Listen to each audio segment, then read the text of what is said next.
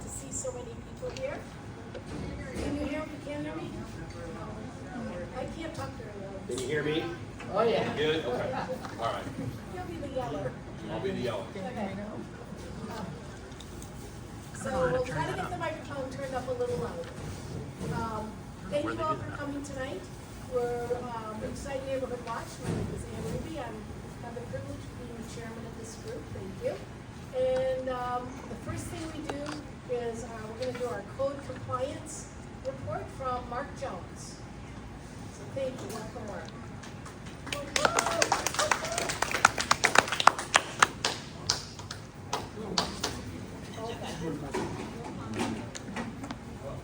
Good evening. I wanted to give you just a brief update of what's going on with the Code Compliance Division. As many of you probably know, we did have a change in the rental licensing program. It's now been moved to a rental registration. This month, we're sending out about 2,200 notices. And of course, I've got to thank Ms. Ruby and Ms. Murphy. They were there today forwarding a lot of those to be mailed out. So the invoices will be going out in the mail. The major difference between that program is they do not have mandatory inspections now. It is just voluntary. Now, we will still do inspections should the property owner or the property manager request it, but it is not mandatory. So that was our big news, at least for this last 3 or 4 weeks in the rental program. As far as the code compliance goes, we still have 3 inspectors who work up in your area up here. We have Inspector Quinn, who does the residential properties, Inspector Stenson, who does the commercial properties, mainly along A1A, and then we have Inspector Bostwick, who handles all our vacant lot properties. He's the one who is continually in contact with the property owners up along A1A, where we, this time of year, he gets a lot of calls in regards to overgrown properties. That is all the new news I have for you folks. If I'm here to take any questions or any concerns you have in your area to see if I can provide some assistance. All right. You lucked out. Why did they stop the mandatory inspection of these? That was a decision by the city and the commissioners. There were some legal concerns as to the availability or the ability to do it, and their decision was to go to the registration. Now, that'll still have the same penalties if the property owner doesn't register. I mean, it is required for our ordinances that all rental properties have to be registered. Yes, sir. But the renters themselves can ask for an inspection. Always. Oh. Yes, always. Anyone, whether it be in an apartment complex, or renting a unit, can always call code, and code will come out and inspect the premises. So hopefully we'll still be there to assist the citizens who are, living in some not so nice properties. I will say the downside on that is because of a statute that was passed, anyone who files a complaint has to put in their name. And we do see a lot of tenants who don't want to file complaints because they're concerned that they may get evicted. Or get shot.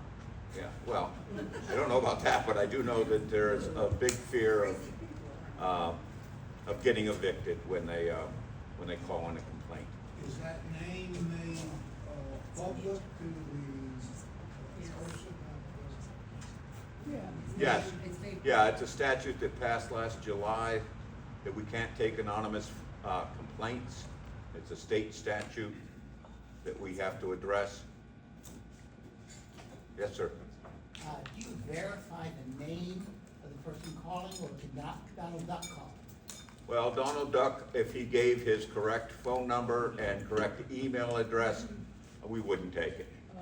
Now, what I will say in other areas of the city, where an individual doesn't mind filing complaints, it does not have to be, you could be complaining because Ken told you that he had a property that he wanted, that he has a problem. You could call in, you could put your name, address, you go into IMS, you register, or you can call in, but we always prefer you registering, and you fill out the information, and it does not have to be your complaint.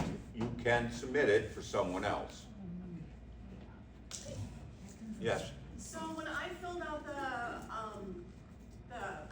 paperwork for the apartment for rentals, they said that I could voluntarily have, someone come in and check it out, and then that my fee would be waived for next year. That is true. So I voluntarily did Yeah. that. So that Yeah, mark. that is part of what, trying again to get more voluntary inspections. That was part of what the rental group came up with. All right. Thank you. All right, thank you very, very much. Thank you very much. Really appreciate everything Code does for us. West Side Story. Is there a rival here? Hang on a second. Sharks and the Jets? Okay, next we're gonna have, Captain Trish Jones, is not coming this month. She will be here next month. She sends her regrets. Now we're gonna have the Secretary Treasurer's report, so that would be Mr. Huffbauer. Do you need this? Maybe? I don't know, we'll see.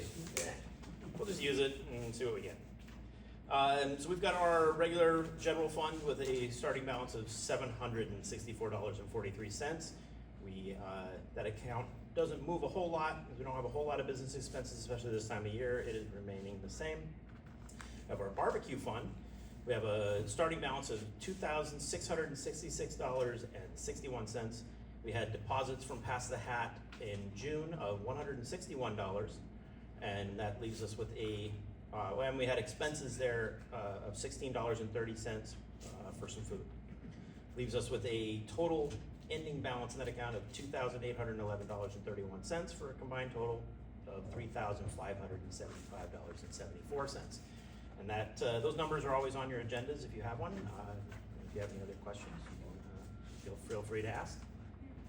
Wait, and then do you have the Secretary's report? We sent out postcards to the neighborhoods, beachside neighborhoods, and we sent 300 of those out. I am curious, has anybody received a postcard that is here tonight? I would love to know if any of those are effective, so thank you, welcome. Thank you very much, we appreciate you guys coming. And so if we do see some added attendance and an influx, that is probably what that's for.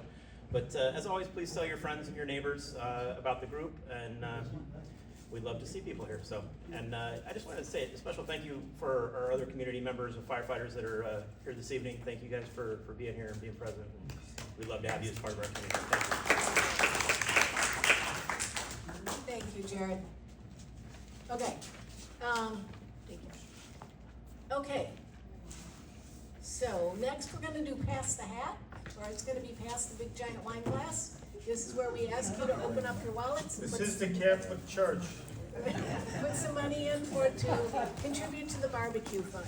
This feeds the police officers on Fridays and Saturdays during bike week. During bike week, We yes. feed about 120 officers a day, every Friday and Saturday. Because when they're working here on the beach side, they can't get away to eat a hot meal. And so this way they have something hot to eat, so it's very useful, and appreciated. Okay, so I want to welcome, we have a returning board member, we now have a full board. Vern Weatherholtz has rejoined our board, thank you. So we have a full board now, which is wonderful. We have board elections coming up in October, If there's anybody who'd like to serve, please let me know. It's not that onerous, you just need to come to one extra meeting a month, and just let me know if you're interested, that would be great.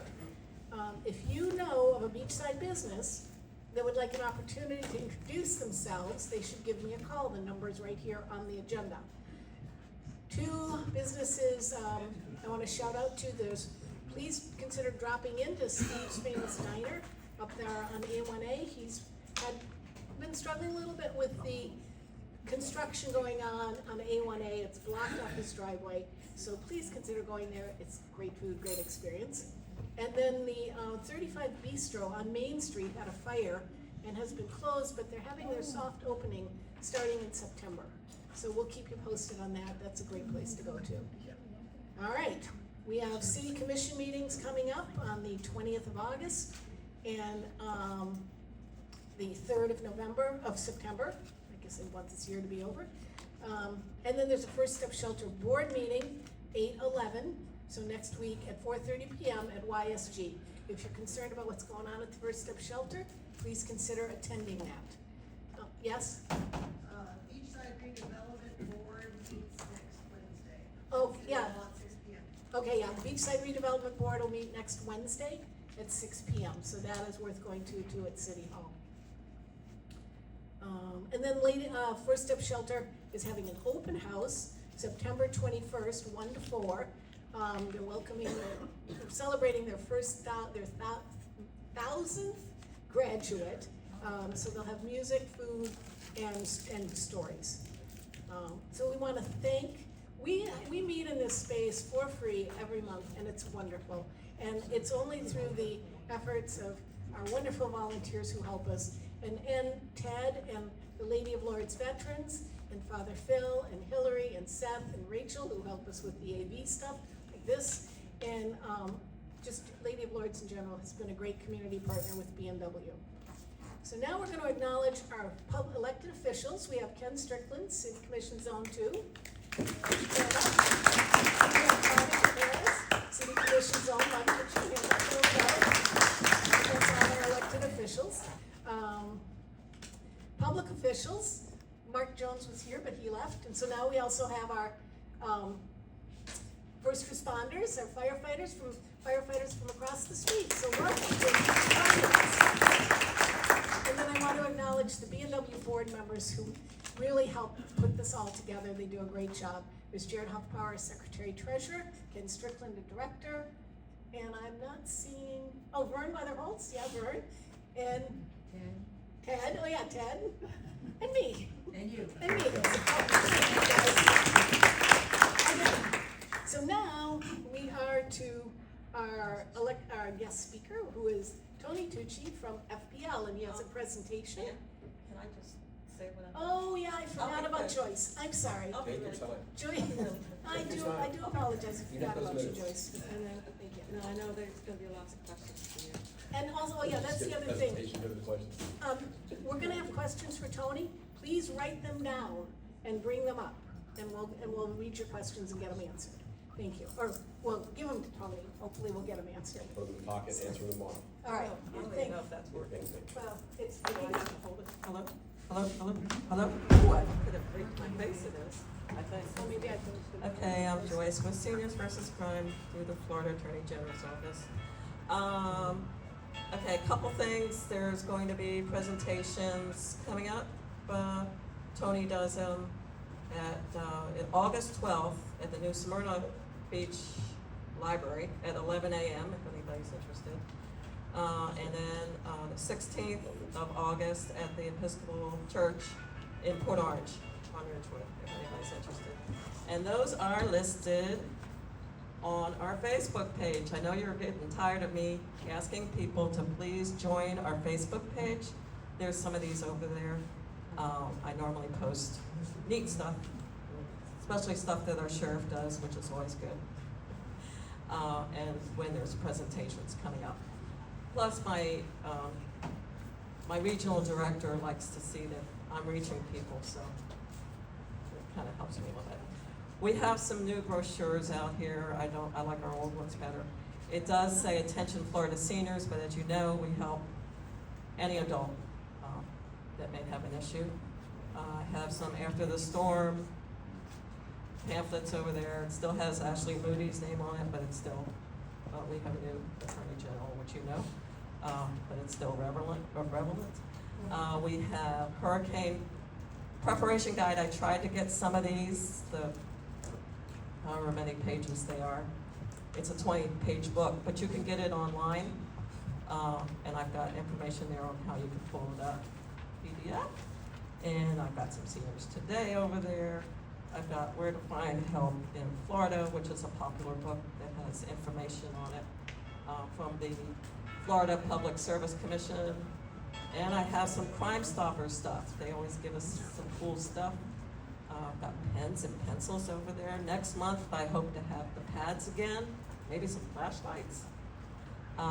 Please, if you know anybody that would post these in their businesses, they gave me a whole bunch of these, so they appreciate it. I appreciate them for helping us. And that's all I got. Thank you. You're welcome. Thank you.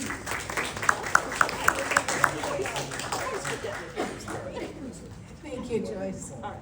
All right, so next we're going to move on and have our guest speaker, Tony Tucci. And he has been, it was only reaching out through Monica is how we were able to establish, contact Tony and have him here as our guest speaker. I've been going to neighborhood meetings for over 10 years, and I've never been to a meeting where FPL came and spoke. So I'm very grateful, Monica, thank you. And Tony, here you go. Yes, thank you. I don't know if I'll need this. Can you hear me okay? Yeah. Good? Okay. Well, thank you for having me. Monica had asked me to come and speak at this HOA meeting, community meeting, and so I'm gracious. And we meet once a month, every quarter, actually once a quarter.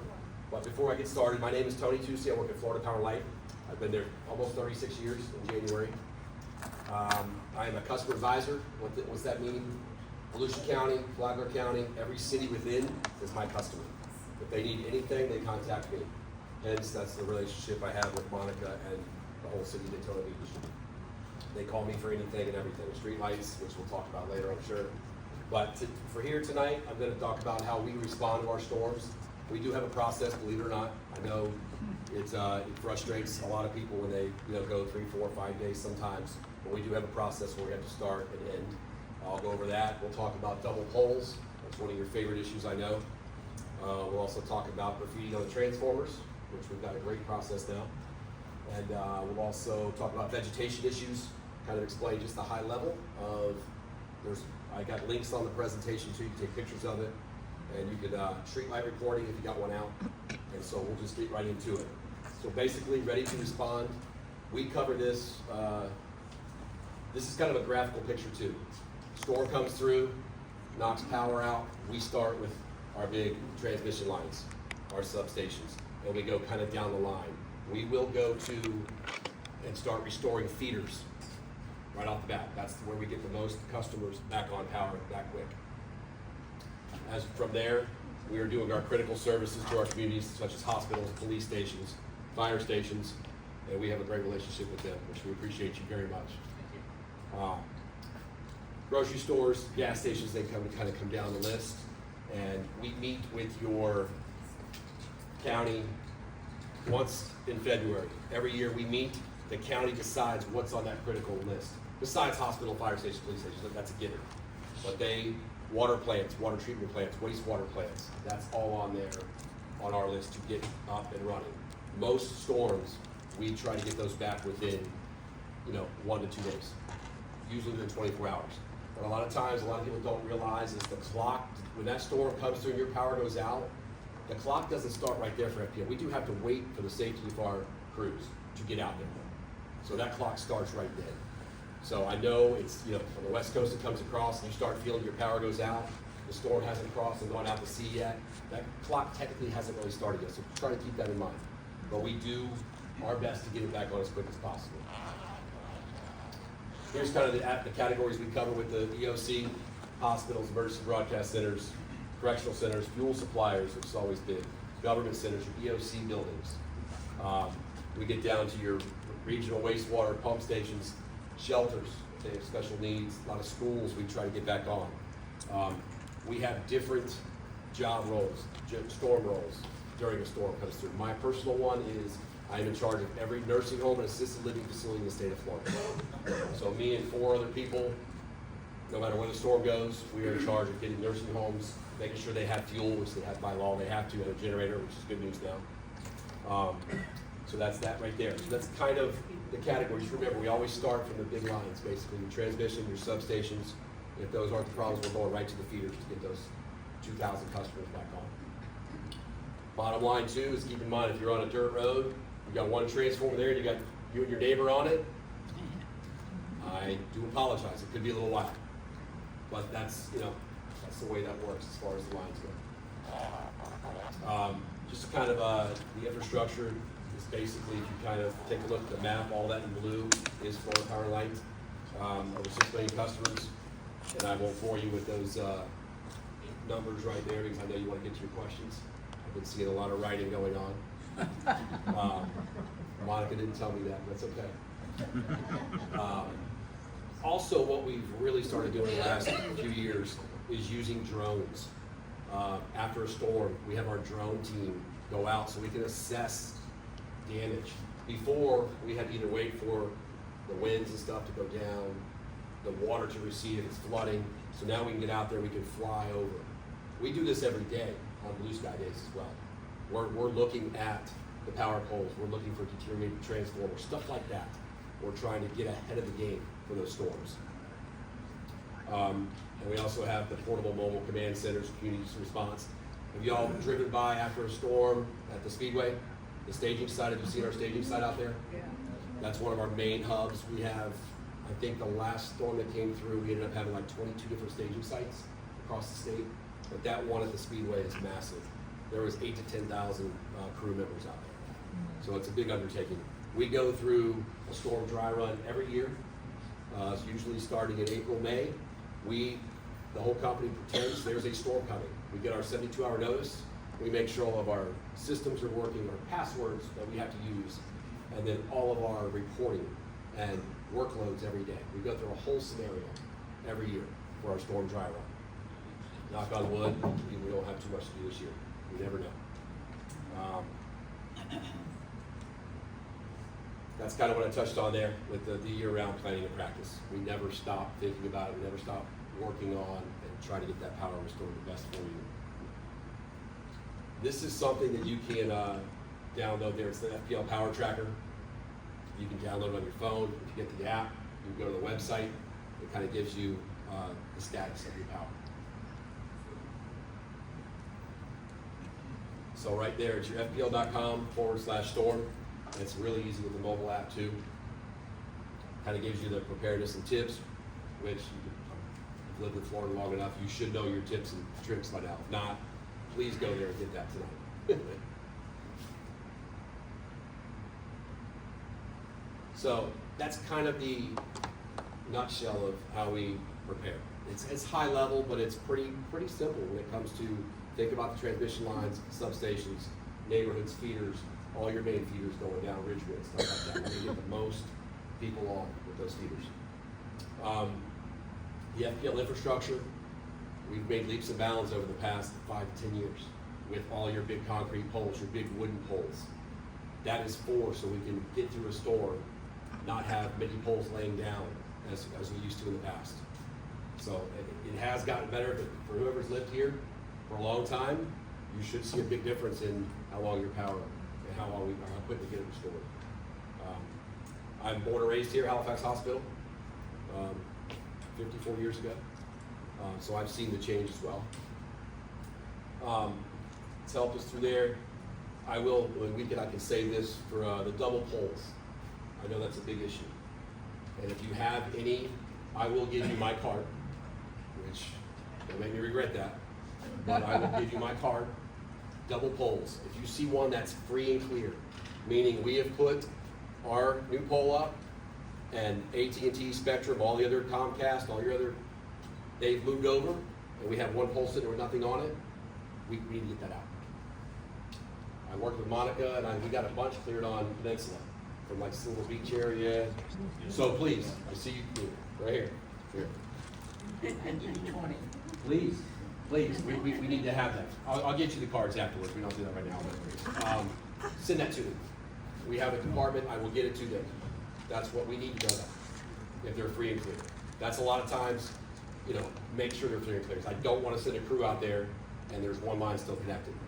Because we, you know, are limited, especially summertime right now with the afternoon thunderstorms, our crews are busy. So that's kind of graffiti. You can bubble that up to the city. Monica does a good job, or she'll send me a picture.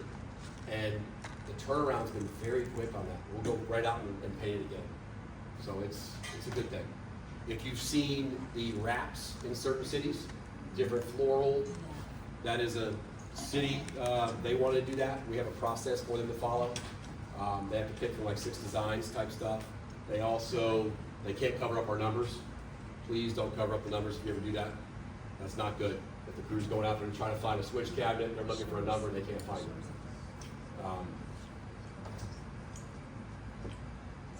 Underground.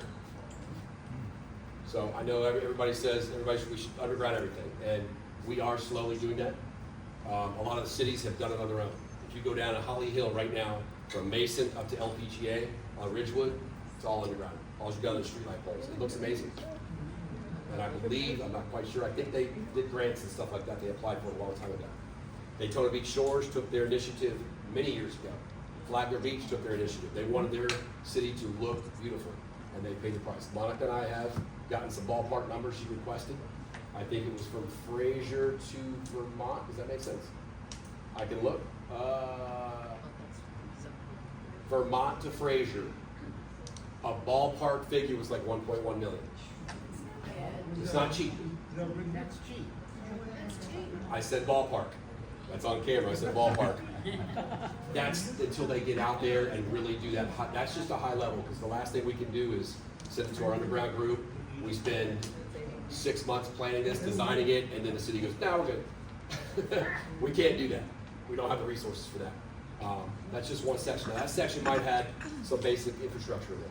If you get into some more complex areas, it could be way more expensive. What's the cost benefit to your company? Should be more reliable. Should be. A lot of times, and there's always the argument.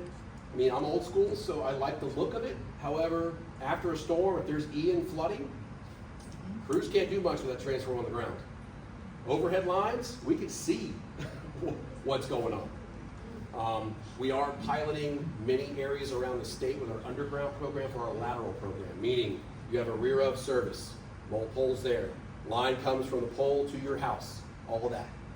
I'm going to use Florida Shores as an example in Edgewater. FPL looked around the entire state at pockets of after a storm comes through, what's our pain point? Florida Shores was notorious. Trees down, the crews can't get to the back of the house, just horrible. So they're doing a pilot right now, they're undergrounding everything. Yes, they're doing that so they're looking at that constantly going underground. As I mentioned, the Holly Hill to Mason looks wonderful. South Daytona is, I think, on phase 2 right now on Ridgewood. They are doing it. They want the look, and it does look better. I mean, South Daytona, if you remember 3 years ago, you go down there and you'd see 3 poles, 4 poles, 2 poles, and you're like, where are we at? But a lot of that was, we're waiting on AT&T and Spectrum or Comcast, whoever the other communication is. Again, if the city's interested, which we've already discussed, she's going to keep fighting for it, and she's got me to help her out to get the numbers and stuff like that. So a couple reported outage, street lights, stuff like that. So FPL.com, just click that. You have a multitude of different avenues you can go to.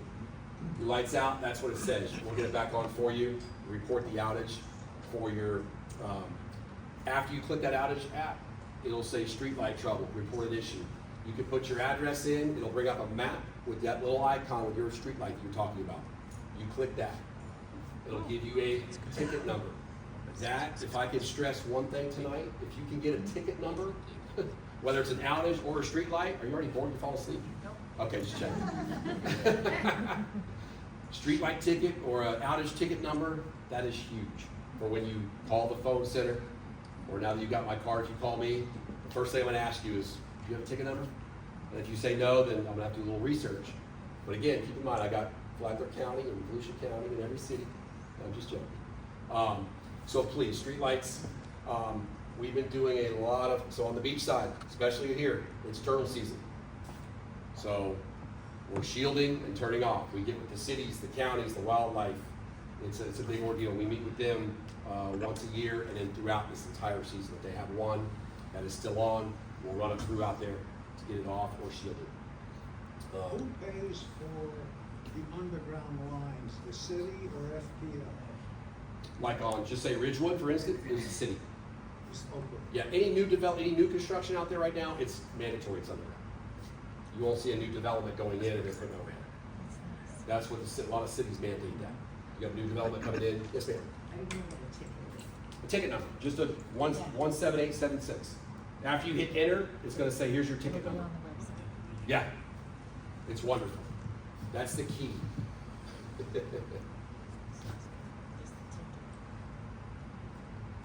There it is, you wanna take a picture of it. I got business cards as well. And if you're savvy, I do have a digital business card I can give you.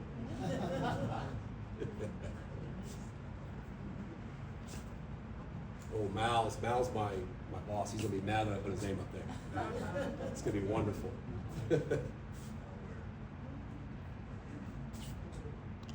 Okay, so that's kind of my presentation. I wanted to I hear y'all coming in, you have a lot of questions, so I kind of wanted to go through the presentation, but where are they at? Here we go. Here they go. All right, here we go. And I will preference that if I don't know the answer, I will tell you flat out I don't know the answer. And I can get back to you. If it's marketing communications related, stuff like that, that they tell us to, depends what we can say. So I'll be right up front with you. Okay, I'm gonna read the question, Okay. even though it's already been answered. That's okay. When will Beachside see buried powered lines for homes? As soon as the city pays. And I think that's the answer that we all have to keep in mind. that is, that's pretty much when the city wants to flip the bill. That's what it's gonna come down to. Now, I mean, if you have a neighbor, if your house, you're on there, you wanna get your just service drop undergrounded from that rear of pole, I called my engineer before we got, because that was one of the questions we got early. Right. Approximate cost, $1,200, give or take, plus your electrician costs.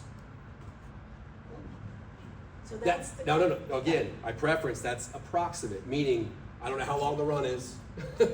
I don't know what's entailed. It's not $1 million. No, just for your little That's service what I drop. mean, it's cheap. But that's something that you can, you get your electrician and they work with FPL. Right, but that is just to be reiterate that, it is just from the pole Yeah. to your house. Yeah, it's your service drop Just basically. your service drop, okay.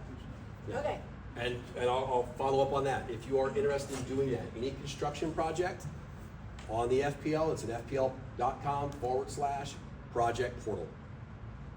You click that, you fill out the application, and then that gets you take a number. there we go. All right. Excess telephone poles, when can we expect to see the old ones taken out? Please, you got my email address. I'm gonna take it off her plate. I'm gonna commit, you email me, and I will get that reported for you. But just please make sure they're free and clear. Can you do anything to get Spectrum and AT&T to move on there? I can bubble that up, which we have. There's agreements on the polls. It's kind of a sticky situation. But just if it's free and clear, just keep in mind, if it's free and clear, send those to me. At least if we can get those out, that's gonna be a great start. Then our higher ups above my pay grade can get with the higher ups over there. But at least if we start with those, that would be wonderful. And maybe we could get some contact information of a good person to annoy at Spectrum and AT&T. Because just annoying a regular customer rep is just annoying to them and it won't make any difference.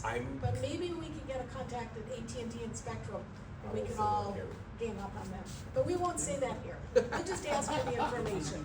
Thank you. Okay. Who pays for streetlights if we have one on our own property? Okay, so street light, remember this, easy way to remember. Street light faces the road.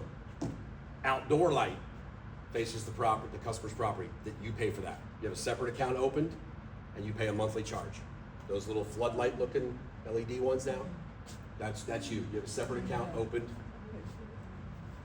And does that show up on your regular FPL? Yes, you have a separate account for it. Okay, all You have a right. separate account. We have several double poles, and we're waiting to have them removed. What can be done? It looks ridiculous. It does. I agree 100%. You can tell, that's a big issue over here. It is, as it should be. 27 streetlights are out between Oak Ridge and Ormond. Out for 5 years since the hurricane. When could we expect to have them on? So, give me that question. I want to take that back. Okay, 27 lights out between Oak Ridge and Ormond. So give me Oak Ridge, where we like Seabreeze Seabreeze. and Ormond Beach line. I drive that, A1A. Right there.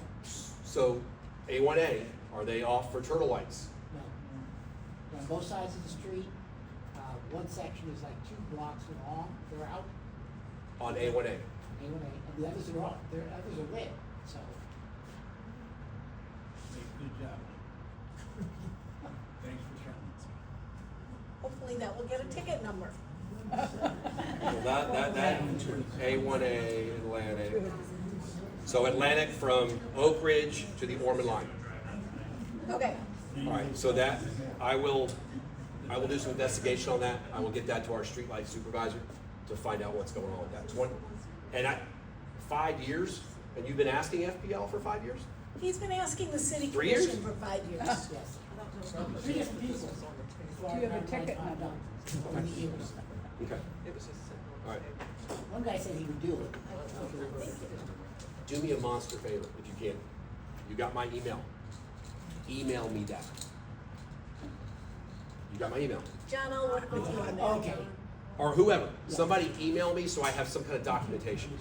They want a request in writing that says, put that in there. 3 years, 5 years, whatever it is.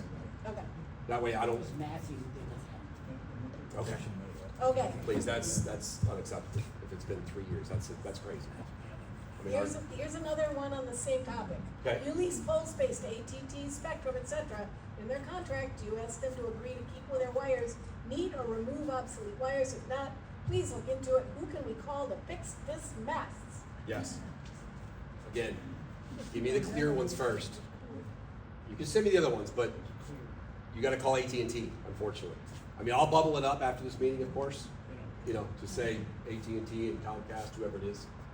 You know, we got issues there. What's that? I said, you cancel their contract, but they won't keep them meet. I won't say that. I'm okay. I've been taught very well. Okay. Why have you adopted run to failure maintenance program, the most costly? Specifically, Beachside, is it like transformers? Or is it, what does that mean? I know you run it till it fails. Right? Yes, sir.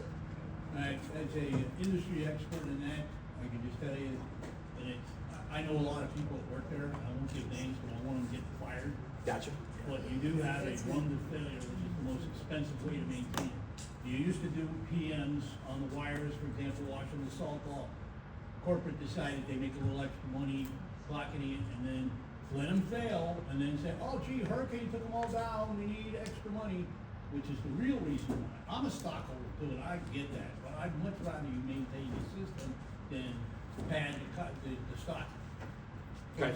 But you gotta get out of this run to failure mode. Okay, so that's the question. Okay.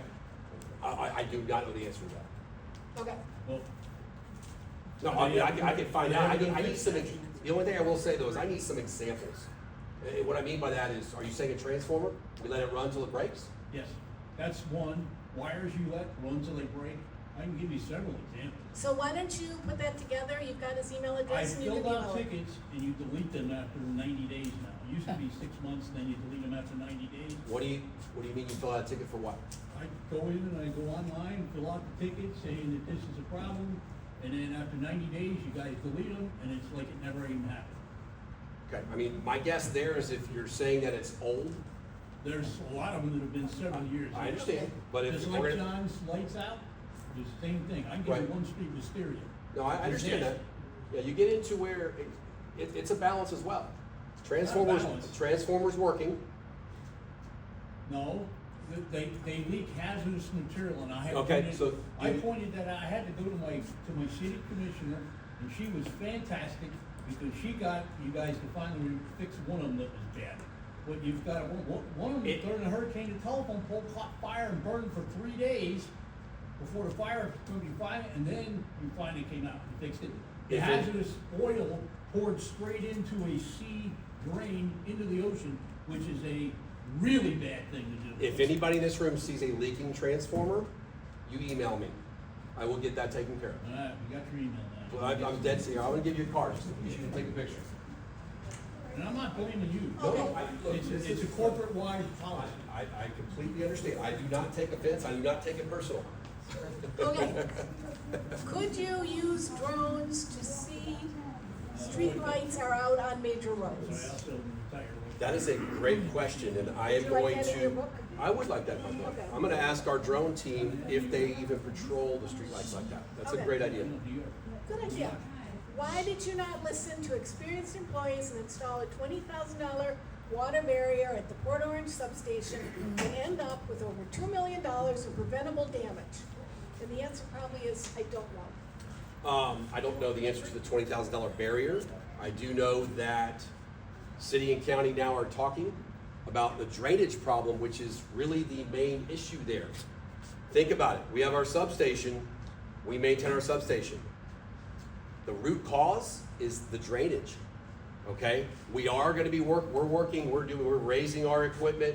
We raised it after Ian, the 500-year storm, I think it was called, or a 100-year storm. What was it called? 100 or 500? And then what? The next, we got another one right away. So we are working on that substation continuously. Just so you know, the city and county are together now trying to fix that drainage issue around that area. They have a lot of talks, a lot of grants. Yes, sir. Again, inside information. Okay. The employees of FPL told their superiors, if we install this barrier now, before the flooding occurred, it'll save the substation. They said, no, we're not gonna spend the money, and it ended up costing over $2 million, and the substation was down to, it made all the news then, Yes. but it cost us over $2 million. We paid for that. In the long run, you can say they paid for it, we paid for it. Okay. What the employees suggested before, and let me tell you, the other problem with that, it causes morale problems with your employees because they get disgusted that they throw away $2 million instead of fixing it for $20,000. Yes, And sir. it's a morale issue as well. Okay. Put that in my book. And I did, I put that. Yeah. I'll put them all in And the book. those issues like that, I will get that to the area leader, the area manager. Thank you. No, no problem. And then the last one is, why do you only authorize splicing instead of replacing very damaged lines? As in wisteria. Splicing instead of permanent lines. Replacing damage. Replacing damage. Because you don't do the PM anymore. Right. And I'll take that back to the area manager. I mean, a lot of times they'll get it fixed, and it could be to your point, I don't know the answer to that. I am not on the distribution side. When the outside crews came through the first hurricane 3-4 years ago, of recent time, I'm not going way back, they said they've never seen an infrastructure, they're from South Florida, never seen an infrastructure in such poor condition as the one here in Volusia County. And then the next crew that came through after the hurricane, after that one, were from North Carolina, and they said, we're not gonna let this go anymore, we're gonna replace the line. Guess what? After that, we didn't have a problem. Right. Okay. And I think that's all the questions. What? That's it? I know. Wow. So I think what. run out of here. what One would good? be- One what would more. be- One quick one. When you're filling out a ticket, it says put in the poll number. Most of your polls no longer have ID tags on them. Okay. Do you have an address? Concrete ones do, but all the wooden ones, no tags. Do you have an address? How many thousand do you want? As many as you could For what? Right. For it's- polls that aren't labeled, Get- how many do you want? No, All I'm the saying, new no, ones you I'm put saying, in so don't what, have labels. on that poll that's not labeled, what are you There are what are some you that are reporting? between addresses and. Right, what So are then you you say reporting that is my we're- question. Okay. What's the problem there? What are you asking? Well, when the wire is laying in the street and you wanna call it out, or if you got a street light Since out, again, I had to call my city commissioner, who again did a fantastic job. She obviously has more clout than the average citizen. The other thing people need to know is that we're paying for the power on that light whether it works or not. So in other words, you guys are making a profit when the lights don't work, and I understand that. And I've been, believe me, I've been fighting Okay, for years. all right, thank you, Fred. We're good? Thank you. Okay, so thank you for coming. I would hope, Yes. All right. I would hope that you could get us, like I said, the right people to annoy at AT&T and Spectrum, because we can be very annoying. And I think if they had a volume of annoyance, they might be more responsive. That's a very good So if you possibility. would get us the right person, that would be delightful. Thank you. I can work on that. So I thank do you. have a card if you need it. All right. And I do want to say that, I mean, I work with Monica, we meet once a quarter. She is, really, truly cares about whatever her zone is. She really cares about it. All right. Is not your zone? Sitting is over. Well, it is, but I'm, come on. Uh-oh. No. Oh. Oh, well, wait, what, can you wait till the meeting's over?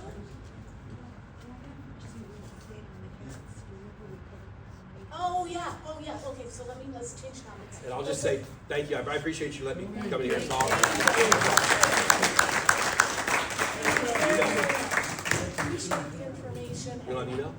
Appreciate your presence. She'll I'll help. help. Okay, all right, I'll help. I got it. Okay, thank you. Of Really course. appreciate you coming, thank you, No Monica. problem. This Ready is to get my awesome. stuff. Yeah, get your. Gotta get all my notes. Get all your tickets. Oh, my Your ticket potential number. tickets. First, yeah, ticket number. And you got your USB drive in the computer. It's in the computer, I'll go get it. Thank you. All right. Of course. So next, we're gonna have a quick update on the feral cat situation, which is out of control. I wish there was something we could do about that. Thank you. And here's a lady who's right. We collected at one of the meetings. Huh? Okay, we collected at one of the meetings money for some cat traps, and I just wanted to let you know that we've been successful. We have trapped more than 10 already, taken them to the Humane Society, had them spayed and neutered, and then returned back home. So we're averaging one a week. We're trying for 2, but sometimes we catch other things. Like possums. Thank you. That is really appreciated because the feral cat population in Surfside Village is out of control. All right. So that is concluding our meeting for tonight. We don't have our guest identified for next month, but we will have one. And I hope to see you all here again. And I wanted to urge you to pick up the city manager's update. I think there's only 2 copies left, but it's got a lot of good stuff in it. If you don't get one here, you can get one at City Hall. So welcome and thank you for coming. And Ted, what did you like to say? 6 chairs at each table and police up your area, please. Oh yeah, because the teachers are having a meeting in here tomorrow.